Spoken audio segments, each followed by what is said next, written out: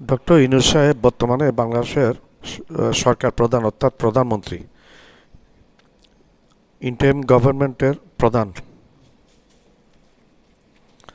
আমি একটু আলাপ করব আগামী 5 বছর ডক্টর মোহাম্মদ ইউনূস সাহেব থাকলে বাংলাদেশের কি লাভ হবে, আর না থাকলে বা কি হবে।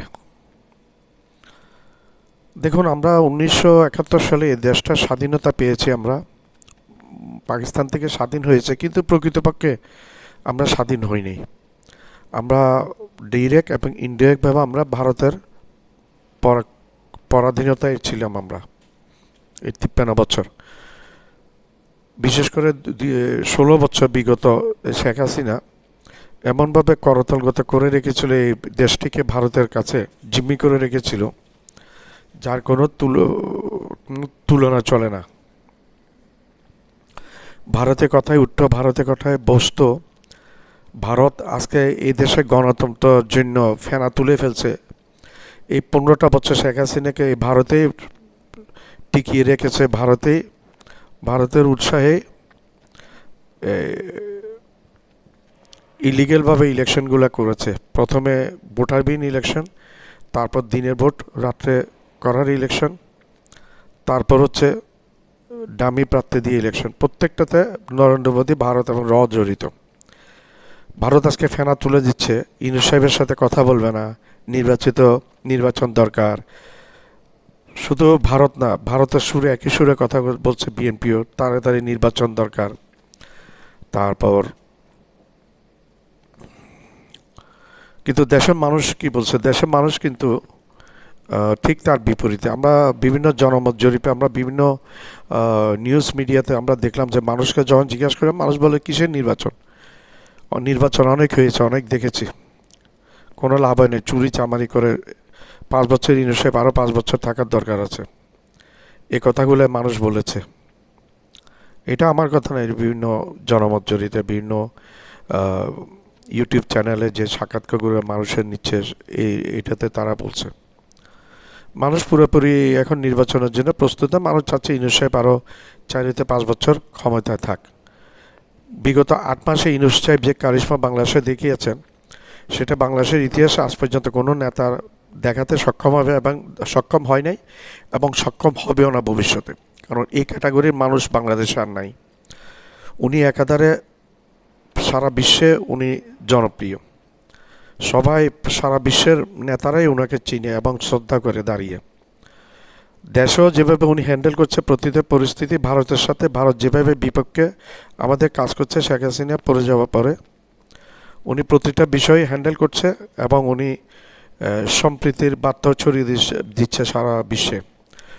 সারা বিশ্বে ভারত ছাড়া প্রত্যেকটা দেশের সাথে ওনার সম্পর্ক ভালো হচ্ছে, উত্তরোত্তর। পাকিস্তান, চীন, তুরস্ক।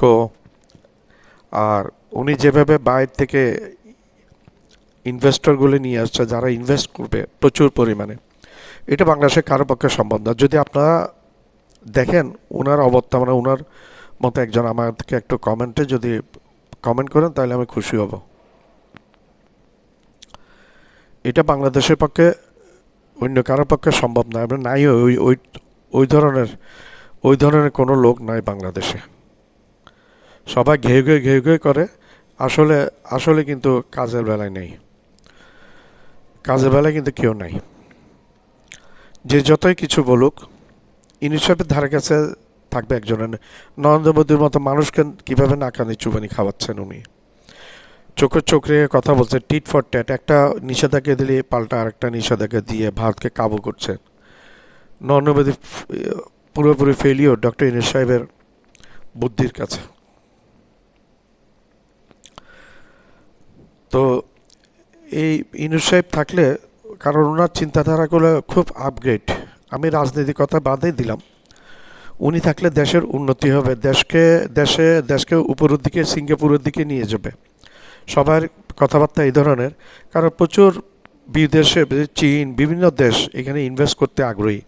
তারা ইউনূস সাহেবের কথায় তারা এখানে ইনভেস্ট করবে। এখানে মিল, কারখানা, ফ্যাক্টরি অনেক হয়ে যাবে, উৎপাদনের হার হয়ে যাবে বাংলাদেশ।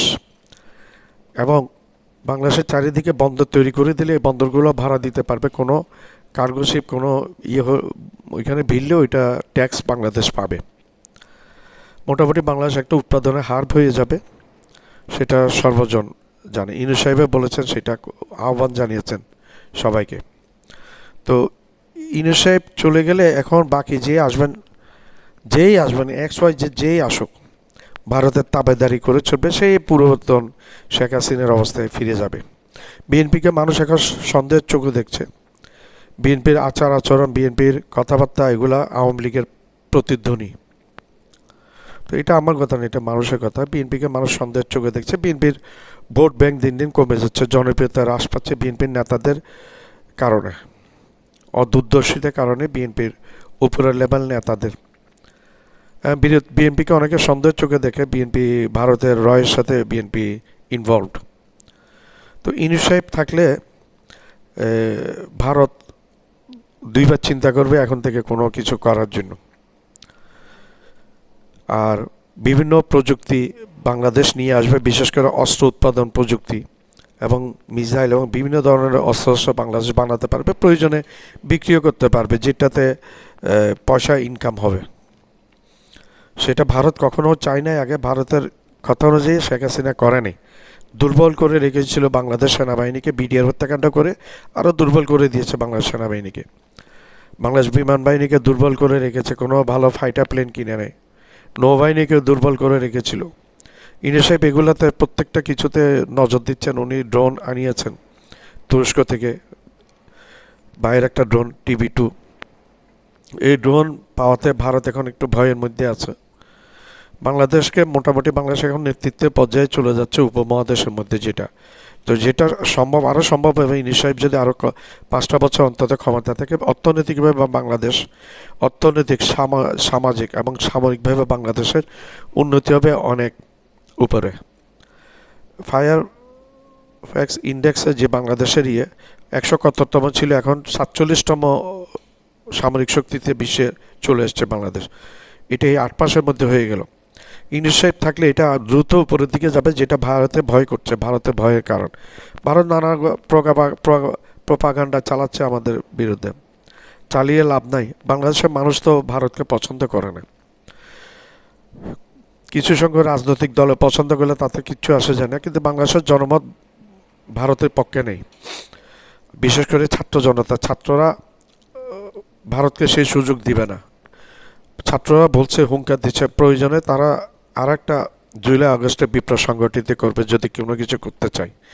তো it's not easy for any political party if come in future and also to rules and do corruption same like as Awami League, previous Awami League government. এটা সম্ভব হবে না।